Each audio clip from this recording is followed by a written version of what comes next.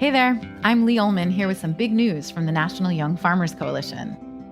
We're partnering with Heritage Radio Network on a special season of The Farm Report. It's all about what's happening with the Farm Bill and how it impacts farmers and eaters. I am growing diversified vegetables on land that's been in our family for 150 years. And so with the pandemic, gentrification, property values going up, we had to sell the land and we lost it. Join us as we uncover the untold stories behind this massive piece of legislation that shapes how we grow our food, what we eat, and so much more.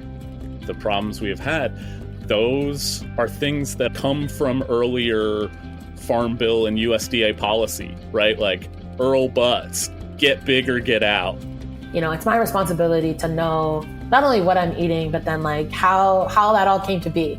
And realize like, wow, like this piece of legislation, all this money, like it's technically something that I support as a taxpayer. While Congress debates the next Farm Bill, this is not just an invitation to listen. It's a call to action. Be part of the conversation. Subscribe to the Farm Report on Heritage Radio Network, wherever you listen to podcasts. You're listening to Heritage Radio Network. HRN is food radio supported by you. Learn more at heritageradionetwork.org. This episode is brought to you by Roberta's, home of Heritage Radio Network for 10 years. Learn more about Roberta's at robertaspizza.com.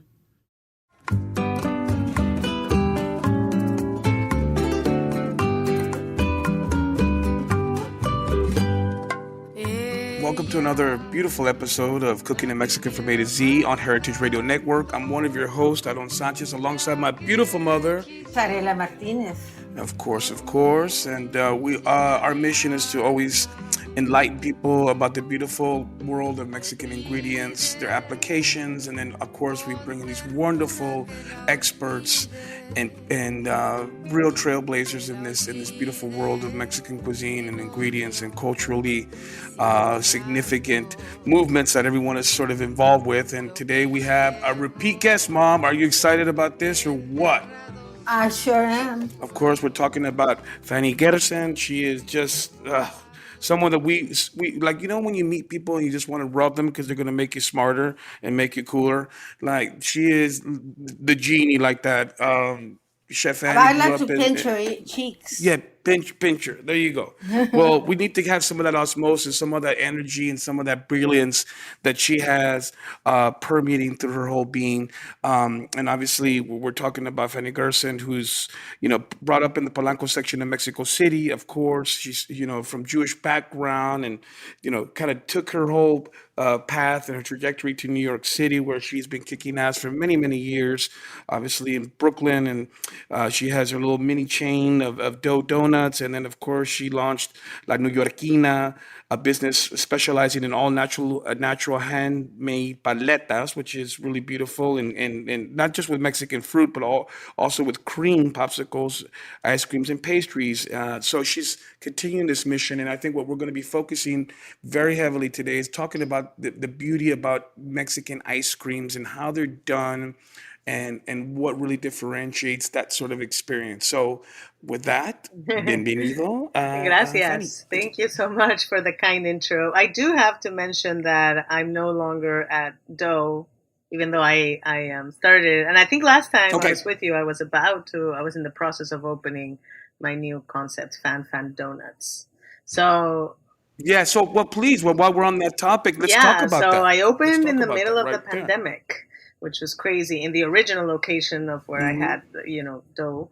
I really wanted to go back to sort of the roots of when I started, very community-based, and also have kind of an immigrant approach, I didn't grow up eating donuts the way that, that a lot of Americans do. I had donuts, of course, but they weren't quintessential the way that other sweet treats are in Mexico. And I'm just continuously inspired by all of the people and culture that New York brings together. And so I explore that. I use the donuts as a canvas, and we make fresh donuts, yeast donuts throughout the day.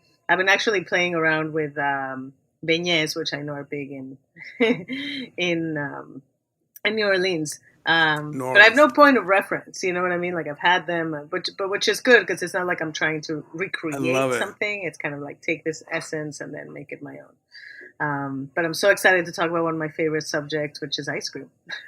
There's in Veracruz, they call them buñuelos de viento, but they're actually piped in donuts. And then they float them in miel de piloncillo. I have the recipe in my book, Zarela, Veracruz. They're fantastic. And at the ranch where I grew up, my mom used to make donuts at least once a week. Wow. They were like cake donuts with lots of cinnamon sugar. That sounds delicious. Outstanding. To your point, though, Chef Annie, we're going to talk about Mexican ice cream, and I think it'd be really interesting to sort of kind of bring it back to its core, because I've been to Dolores Hidalgo, and I've seen how they make the ice creams there, where they shift them and they move them around, and they kind of just have them in ice. Like, talk to me a little bit about what your perception is of the origin of Mexican ice cream, because I think it's really interesting. So I wrote a book about specifically Mexican ice creams, and it's interesting because not a lot of people think of Mexico necessarily for, having a strong ice cream culture or anything like that. Like there's many other things they think about, but not necessarily ice cream. So the first ice creams, they're not really ice creams, but in that category were actually, these frozen treats where they would gather then snow from the top of the volcanoes, near the outskirts of Mexico City, and they would bring them down. And there's a lot of stuff that I saw written about it, of how they actually transported it and kept it frozen, with this petate. I don't know what the translation of that is, but kind of like a burlap, and create like layers. And then they would put frozen, there's a lot of fruit is very abundant in Mexico. So it's they would mash them and they would make some kind of like natural fruit syrup, and then eventually sweeten it with natural syrups that we have in Mexico, because back then we didn't have sugar cane, and like jarabes, in essence, right? Exactly, like natural, kind of like natural syrups, or they would get like from the agave, sweeten it with that, and so those were sort of the first. But the ones that you're referring to are called nieves de garrafa, and I love them. And mieles de garrafa. And so essentially it's it's a cylinder. And it has, sort of your base. And then it does the same thing as any other ice cream machine, like the way that you see here, that it's, hand churned, but this is hand paddled instead of churned. And so it has this very long wooden paddle, and it just creates the most amazing texture.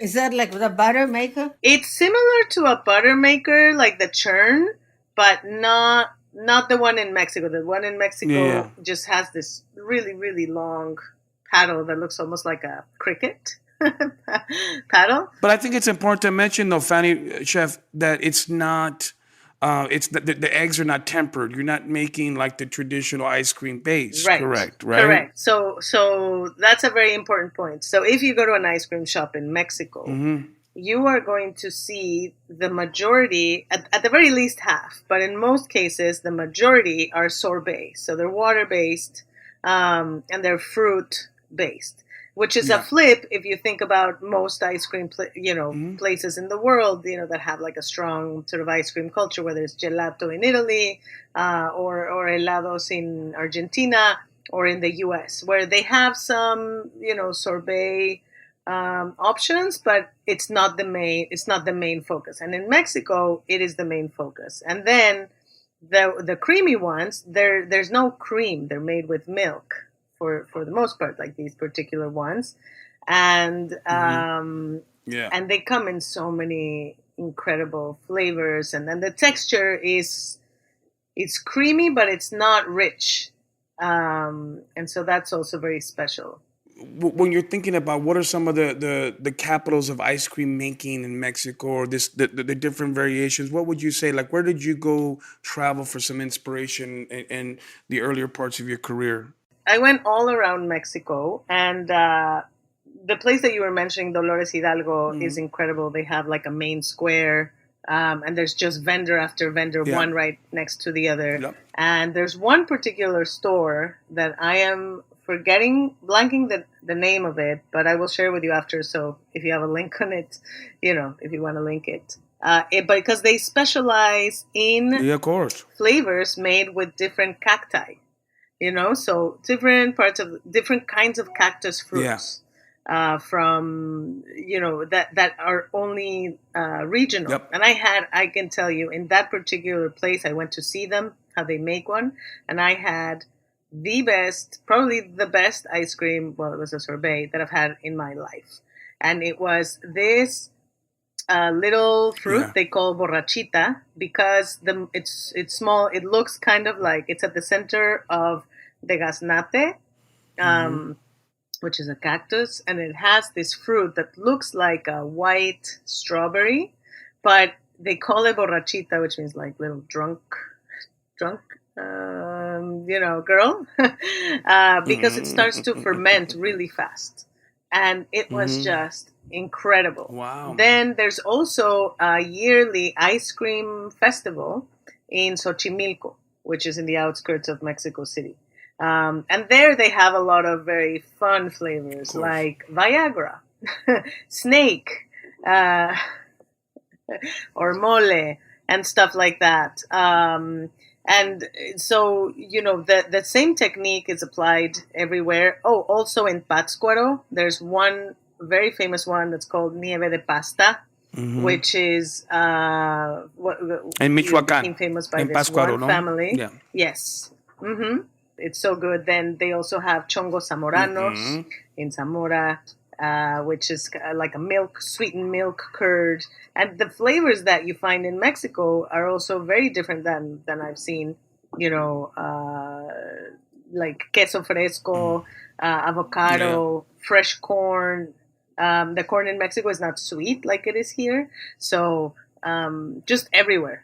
Every place has its own thing. Veracruz. Yeah, in Veracruz they have like a lot of the coastal flavors, like that you would find in a lot of tropical states, like coconut and lime and tamarind. Yep. But in Veracruz they have, it's not exactly ice cream, but I think it's worth talking about. It's called Glorias, and they are so good. It's, this glass, and they put mashed either banana or strawberry, and then they put grenadine. It has shaved ice and like a grenadine syrup with more condensed milk and cinnamon. Wow. So that's its own thing. And how about Oaxaca, Doña Casilda? Exactly. Oaxaca, I didn't even get to Oaxaca. Oaxaca has its own, there's, certain combinations that are very, popular there. Like they have a leche quemada, which is a burnt milk ice cream. And when I say burnt, I don't mean like caramelized. No, I mean burnt, literally. And it's paired with red prickly pear sorbet. And so that's very classic, and you find it everywhere. But then there's also like some more contemporary places. Like there was this place, Helados Manolo, that had one tamarind with grasshoppers. They obviously use a lot of mezcal. And so it's just really interesting. And Mexican food is very regional, and that's certainly true for the ice cream as well. Wonderful. And then Oaxaca itself has, different valleys. So when you go to each different region, they each have their own little touches and how they make things. And a lot of the ice creams that are milk-based are made from raw milk, which is amazing when you can get it. Yeah. Mom, and what are some of your earliest experiences with ice cream, Mom, and some of your travels? And because I think our listeners need to understand a little bit about the trajectory, because I think ice cream is so beloved around the world, but I think the way we do it in Mexico is so distinct. So, well, I have to embarrass yourself and tell you that the earliest ice cream memories I had is that we were at the ranch and we were spoiled rotten. And my Uncle Mario would send his pilot to Douglas, Arizona to bring us all the ice cream we wanted and all the 45 records we wanted at the time. So that was my first that was my first experience with ice cream. But when I went to Oaxaca, I discovered all sorts of wonderful ice creams that I had never tasted. But my fresh paleta and ice cream was the one with the strawberries and milk and chocolate. Yeah, I think what's interesting is the idea of the popularity of paletas, and I mean, Fanny, to be honest, you are it. You're the chef that really started to do it artisanally and put that on the map, because there's really those beautiful sort of experience that you have with Mexico, going through the Zocalo or through the town square and having a paleta or having a little bit of nieve. And the question I have for you is, so we don't have a culture of having cones necessarily in Mexico, or do we? So we can, for our listeners to understand that. What are your thoughts? That's a good point. So we didn't have, I would say, for the most part, but there are some places, like in Dolores Hidalgo, that make cones, but they're very long cones. But it's different than it is here. Like, you will go to certain ice cream shops that don't have cones. But I think that's changed over time more and more, because I think that's also the influence of like the US and Mexico. Then there's other places that don't have cones, but they have sort of cone cookies. Like in Campeche, they do that, or they do like cone baskets. But it's very different than it is. And if you do, it's not sort of like the enormous variety that you see here. It's all about sort of the main centerpiece, you know? Yeah, but I think it's very important to mention, if you think about from a Mesoamerican palate and diet, we have the vanilla, we have the cacao, we have the corn, you know? So, and all of these beautiful, luscious tropical fruits that inform the way usually ice creams are made. Correct, you know, and then, you know, so I think it's interesting to look at that point of view. Yeah, I think so too. Can I grab really quickly my book? Because you just remind me of a quote that I put. 1 second. Sure, of course. So this is in the first page of my book. And I just thought of it because I remember a friend of mine who got the book. He was like, I read that first sentence and I was like, whoa, that's like so powerful, and it's like, and bold for you to say that. But I was like, Mexico is the birthplace of vanilla and chocolate. And it's like, if you stop about that, think about that for a second. Like, that's it. That's why I brought it up. Yeah, go ahead. Yeah. You know, and then, I mean, I talk about more stuff, but I mean, chocolate, it's the birthplace, but we don't have a strong, you know, all of these things, like chocolate is harvested, it's produced in third world countries, but it's manufactured and made popular. And, you know, the people that make the money are the ones, you know, the richer countries. And so, I mean, then we're getting into a whole different kind of subject. But anyway, so then I just say, so I said, like, it's no wonder that the country has a rich and revered ice cream tradition. And I talk about how, like, the tropical fruits, the chilies and nuts, and all of that is what makes these ice creams so complex, so unique on their own. And we also don't have a lot of sundaes. That's what I was going to ask you. We don't have a lot of toppings. Yeah. We have chili powder. Like there's jicama sorbet, you put chili and lime, and things like that.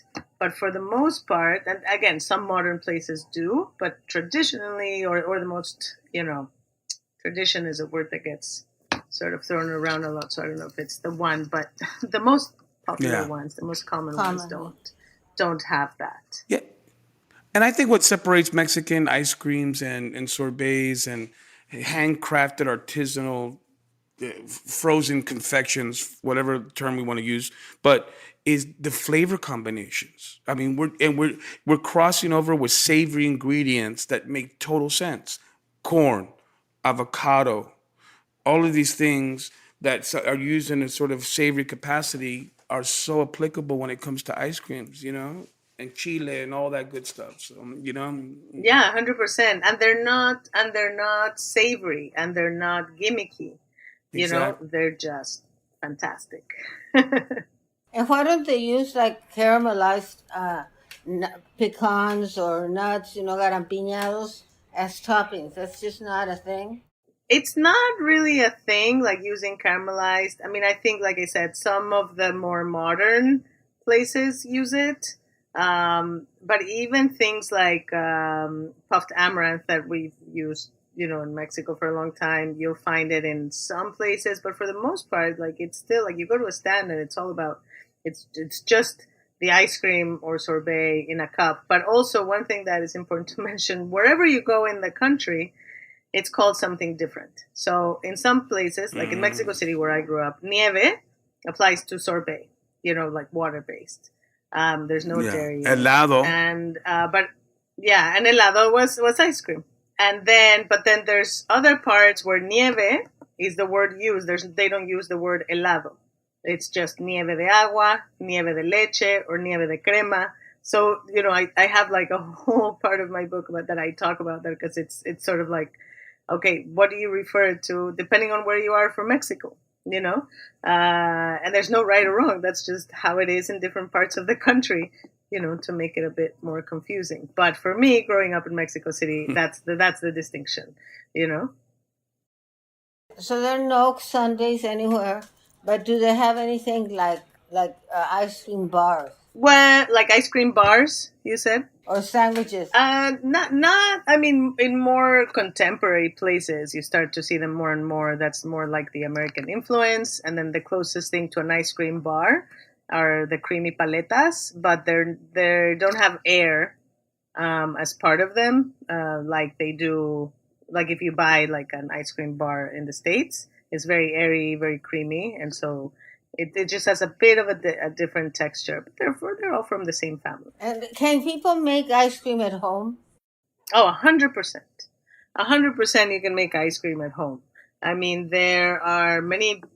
The main thing is, I mean, Mexican ice cream is perfect to make at home because it's meant to have a bit of texture. It's not as creamy and as airy as American ice cream is, or, there's very few that are custard based, meaning with egg, and you don't need a fancy machine. You can replicate sort of the garrafa method at home, taking like a tall cylinder and putting ice around it with salt, very important, and then just spin it. It takes a long time, but you can certainly do it. Flip it. But there's also, some ice cream machines that are, not that expensive.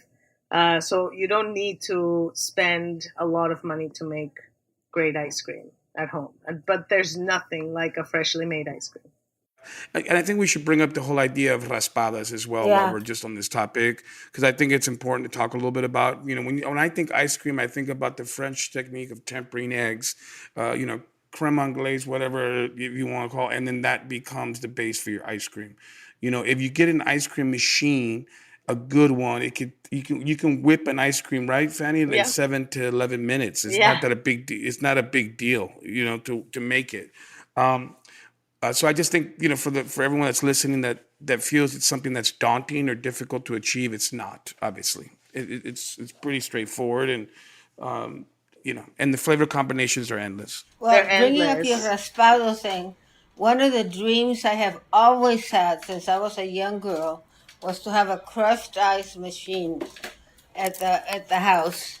And I remember when I moved to New York, Studio 54 was still going, and they would shut off the music at 4 o'clock, and you'd be going out, and there were like huge bowls of crushed ice, and you would walk out of that with your crushed ice. I love crushed ice, especially in raspados. So let's talk a little bit about that. So the idea of raspados and shaved ice, because here in New Orleans, we have a huge culture we call them snowballs down here, and all of that, and shaved ice. Let's talk a little bit about that, because that's a huge part of Mexican culture, which is sort of a subsection of what we're talking about. Yeah, so the raspados, for those who to visualize it, it's usually like a big block of ice, and they have a little handheld metal tool that just raspado refers to scraping. So you literally scrape, you raspar the ice, and then it's put in a glass. And then there's, a ton of syrups that are usually fruit-based, but some are just liquidy, syrups like tamarind, but some have chunks, or there's a kind of, they're not compotes, but think of it somewhere between like a syrup and a jam, with guava, and they're very sweet, And some places now, depending on where you are, they also have condensed milk or a combination of both. But what you see is, and these are sold,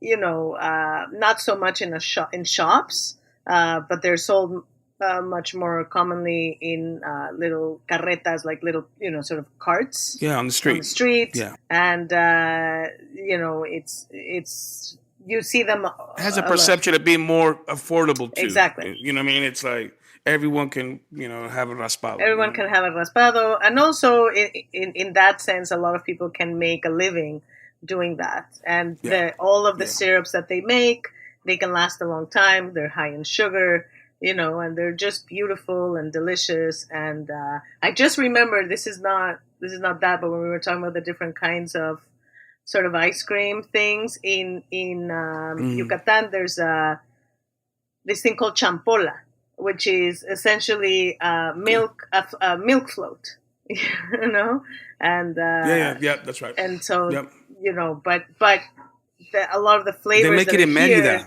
no? Exactly, in Mérida. I've had it in Mérida. Yeah, exactly. It's so good. Mamey is fantastic flavor from that area. Yeah, totally. Are there like frozen drinks made with vanilla, like milkshakes and that kind of stuff? Well, vanilla, most of the vanilla that's made in Mexico is exported. And so you have like a lot of vanilla flavoring. It's still the most popular in the world. So you see it in like vanilla ice cream, but I think that the flavors that predominate the Mexican ice cream, shaved ice, whatever category, frozen treat, is the fruit. Like that is the absolutely, the main character. Whatever fruit is from that region, but fruit is at the forefront. Like it's you, and people are as excited about it as they are about creamy ice cream here, for example. So it's not about like, you think about, something very American, like Ben and Jerry's, like all the flavors, they have like a lot of chunks and, caramel and brownies or cookies or, things like that. And, in Mexico, it's sort of the opposite spectrum, right? It's light, but packed with flavor, but it's about that. It's about tartness and chile. What are your guys' favorite ice creams or sorbets? I'm curious. The first thing I do when I get to Mexico is have a tamarind paleta and a grilled corn. Tamarind paleta is my favorite too. See? Yeah. And I love tamarind. I think what separates the Mexican palate is that idea of people don't understand the difference between something that's sour and acidic. They're completely two different things, or bitter. Coffee is bitter. A lemon is acidic, And I think Mexicans, we have the bitter and acid thing down with chile all day long. You know what I mean? And it's not spicy chile. It's very manageable chile. You know what I mean? It's not like something that's going to blow your palate away. And I think that's important to mention.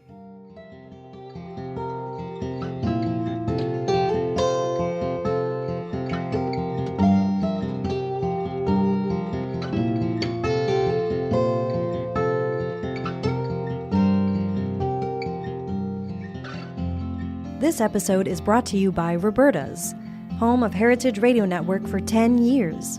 Roberta's was founded in Bushwick in 2008 and has become one of the most iconic restaurants in the country. HRN made its home inside of Roberta's in 2009, and together they have become part of the DIY fabric of the neighborhood. Roberta's, the pizza restaurant, is open for lunch and dinner 7 days a week and serves much more than just the famous wood-fired pizzas. Their team dreams up new salads, pastas, and sandwiches on the regular. Roberta's Tiki Bar is alive and well in the back garden, serving up frozen drinks in the summer and hot toddies in the winter. Stop by the bakery and takeout spot next door for fresh breads, sticky buns, and pizzas to go. And of course, there's the 2 Michelin-starred Blanca tucked away in the garden for truly daring diners. But Roberta's also extends beyond Bushwick, with multiple locations in New York City and now in Los Angeles. You can also find their frozen pies in grocery stores around the country. The spirit of Roberta's, like Heritage Radio Network, is everywhere. Here's to many more years of pizza-powered radio. Learn more about Roberta's at robertaspizza.com. This week on Meat and Three from HRN, we're dissecting the mojito, one ingredient at a time. Because it's fizzy water and it's different to other waters we've seen, it must cure something. I actually hadn't heard that Sir Francis Drake story before, but it was so typical it had me rolling my eyes over here. There was no other substance around where you could get so much booze per book. Tune in to Meat and Three wherever you get your podcasts. Let me ask a question. Why can't they make those gelatos that are so strong chocolate that you can get sometimes in Greenwich Village?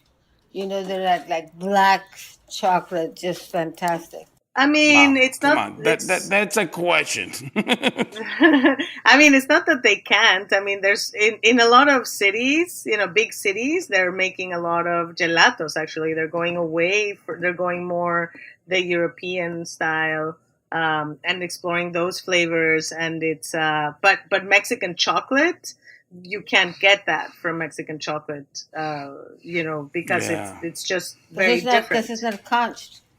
It's not conched, but it's also mixed. If you try to melt Mexican chocolate like the discs, it won't melt. Like the fat content isn't there. It's mixed with sugar. It's its own thing. Yeah. You can't even sort of like compare them, and that's very high cocoa.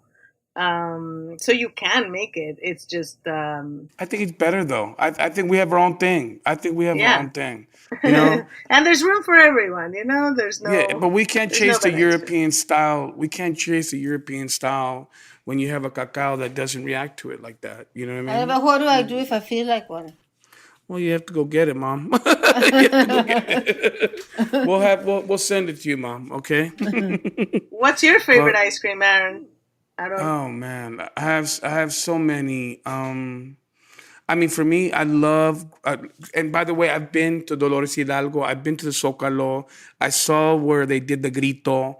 I've been there, and I understand exactly what you're talking about. And it was really special when I went.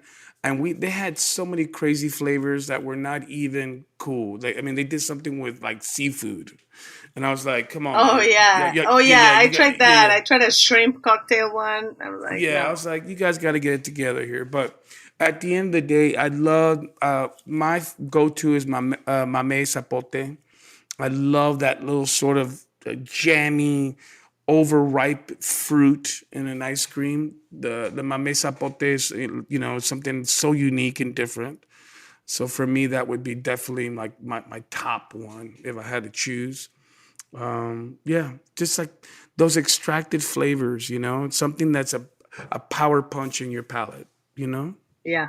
And I love plantains and I love all those kind of like rich, deep things, and I'm sure, I don't know if you've done it, but there's nothing better than a sweet plantain, a plátano macho cooked down with piloncillo, a little bit of cinnamon, break that down and make that part of your ice cream base. Yeah. A little fragrant plantain roasted ice cream. Oh, yeah. Que gusto. Yeah, you're making Yeah, make that one, Fany. Make it. I'm going to make that one. I'm going to call it Aaron Special. I want to ask you something. Yeah. One of your last fan, things that you wrote, you said that you were opening up at a Neoyorquina restaurant? Or is that a no one? Yeah, so talk to us a little bit about your projects, Fany. Like, what do you got going on so people can follow you and continue to support you? With the pandemic, the last 2 years were really about survival, as a business, in a personal way, like literally survival.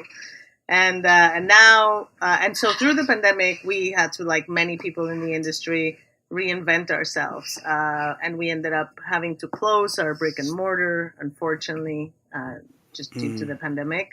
But we started making savory Mexican home-style meals to deliver to people's homes. Everything was cold with reheating instructions. And it was a great response. And then as things opened up, then we stopped doing it. Then we tried again. And anyway, so we were thinking about, so what's the next thing? And even when we had the store, I have to say, winters were always a struggle. Because it's a seasonal, we're known, mainly for our ice creams, our paletas, and we had some other offerings, but it was not sort of the right setup. So we ended up doing a lot of things like churros and confections, but again, it wasn't sort of the main thing. So we decided we're going to open a new concept that's going to be sweet and savory. Based on, so we called this concept temporarily El Neoyorquino, but it's going to have a different name, and then it's going to have a new home for La Neoyorquina inside. And so cool. So right now we have to write the business plan and get money somehow. Yeah, but Fany, a couple cool outlets. There's a really good this sort of new business that's been created called Chef. It's called SHEF, and basically it's allowing home cooks to be able to sell their goods to an audience, a la Uber Eats. You should look that up. And then also there's Go Belly, and Go Belly is awesome, and that really helped us in our businesses through the pandemic, where you can ship food across the country. Yeah, we did that as well, and that really helped us. Yeah, they were a lifeline. They were a lifeline. But now I feel like, everybody's out and about and excited to eat out, and, everything is shifting. I don't know how it is in New Orleans, but everything is shifting. So Fany, why don't you tell everybody where they can get in touch with you, and how they can engage with you and continue to support, because that's what we do here in Cooking in Mexican from A to Z on Heritage Radio Network.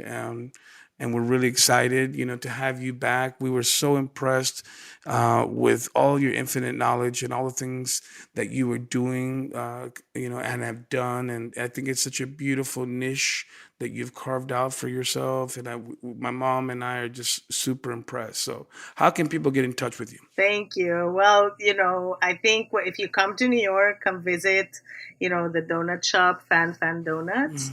And in the season, during the hot months, from spring to fall, we have our seasonal locations of La Neoyorquina. The best thing, if you don't live here, you can at least get a taste. We ship nationwide, La Neoyorquina, to get a sweet taste of Mexico. And then, but if you want to sort of recreate them on your own, I have three cookbooks, my Sweet Mexico, Mexican ice cream, and paletas. And they're very, my intention with the books is it's sort of like, if you want to learn about Mexico through storytelling and a bit of the history and be transported, that's sort of the written piece of it, like the head notes and whatever. So maybe if you don't want to cook anything, that you'd still get out of it, or the opposite, that if you don't care about that and you just want a really good recipe and want to try something delicious, do that. Just use the recipe. So that's my intention. And, you can follow us on social media. And, and what is it on social media? So Instagram is La Neoyorquina, which is LA, New York, spelled out INA. And Fan Donuts is just FAN. Thank you so much. You are the most wonderful guest, and I just feel such joy in looking at you and such admiration, and I just want to pinch your cheeks and give you a big hug, because I'm so proud of everything you've achieved. Yeah, and I know you know this, and I know you probably hear it all the time, but your mom is, I can't swear, but, es una chingona. No, the chingona. Es una chingona. And she, opened a lot of doors for a lot of us. And the women chefs, and I'm gonna tell you, I'm very tough with the Latinas, because of my scholarship at my foundation.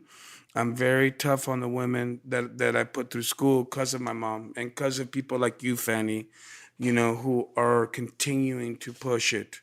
I'm really tough on the ladies, because I want them to be the más chingonas like you guys. So I just know that I'm trying my best, so, but thank you so much. It means a lot. Te quiero mucho.